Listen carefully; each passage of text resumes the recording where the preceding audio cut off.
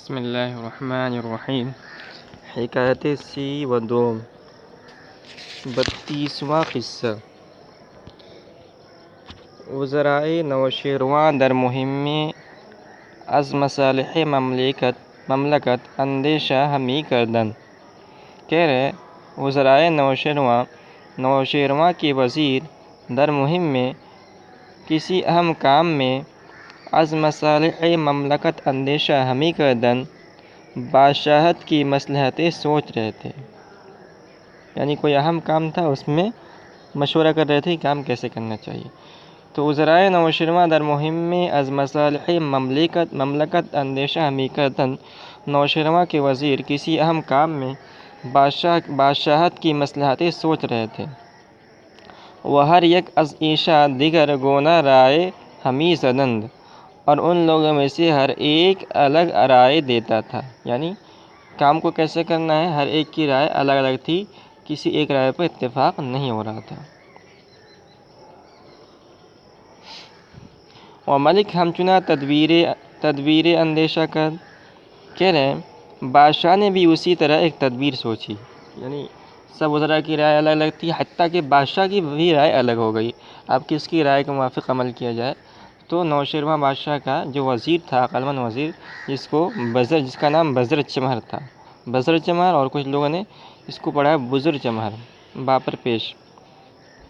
تو کہہ رہے کہ بزر چمہر رائے ملک اختیار آمد، بزر چمہر کو بادشاہ کی رائے پسند آئی۔ یعنی اس نے کہا کہ جو بادشاہ سلامت کی رائے ہم اسی کے موافق عمل کریں گے۔ وزیراں در نہانش گفتن، وزیروں نے تنہائی میں اس سے کہا، رائے ملک را چہ مزیت دیدی، کہ تو نے بادشاہ کی رائے میں کیا فضیلت دیکھی؟ کہ سب عقل مند وزراء، بڑے بڑے وزیر تھے، ان کی رائے کو تو نے چھوڑ دیا اور بادشاہ کی رائے کو لے لیا، تو اس میں کیا خاص بات ہے؟ تو در نہانش گفتن، وزیروں نے بزر چمہر سے تنہائی میں کہا، رائے ملک را چہ مزیت دیدی بر فکر چندی حکیم، کہ تو نے بادشاہ کی رائے میں کیا فضیلت دیکھی اتنے عقل مندوں کی رائے کے مقابلے میں؟ گفت تو بزر چمہر نے جواب دیا، و بموجب آں کہ انجام کار معلوم نیست۔ اس نے کہا اس وجہ سے کہ کام کا انجام معلوم نہیں ہے، و رائے ہم گناہ در مشیت است، اور سب کی رائے اللہ کی مشیت کے تحت ہے، کہ صواب آید یا خطا، کہ ٹھیک ہو یا غلط ہو۔ پس موافقت رائے ملک اولا ترس، لہذا بادشاہ کی رائے کی موافقت کرنا زیادہ اچھا ہے، تا اگر خلاف صواب آید، تاکہ اگر وہ رائے درستگی کے خلاف ہو، بعلت متابعت از معاتبت ایمن باشم، تو اس کی پیروی کی وجہ سے اس کے عتاب سے بے خوف رہوں۔ تو اس نے وجہ بیان کی کہ دیکھو، ہم میں سے ہر ایک کی رائے تھی، اگر کسی کی بھی رائے کو لے لیا جاتا بادشاہ کے سوا، تو کوئی ضروری نہیں تھا کہ اس کے موافق کام ہوتا، یعنی کام نکل جاتا، کوئی ضروری نہیں، ہو سکتا تھا کام ہوتا بھی، نہیں بھی ہوتا۔ تو اگر ہوتا تو اس کی رائے کی تائید ہوتی، اس کی رائے پر ہو سکتا ہے بادشاہ کی طرف سے انعام وغیرہ بھی ملتا، لیکن اگر نہیں ہوتا تو وہ بادشاہ کا اعتراض کا شکار ہوتا ہے کہ ہم نے تمہاری رائے لی، تمہاری رائے کے موافق نہیں ہوا، تمہاری رائے غلط تھی۔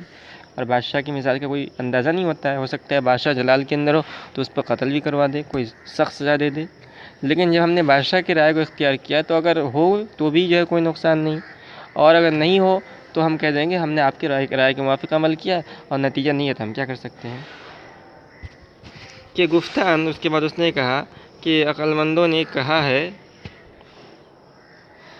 خلاف رائے سلطان رائے جستن، بادشاہ کی رائے کے خلاف رائے ڈھونڈنا، بخون خویش باشد دست شستن، اپنے خون سے ہاتھ دھونے ہوں گے۔ اگر شہ روز را گوید شب است این، اگر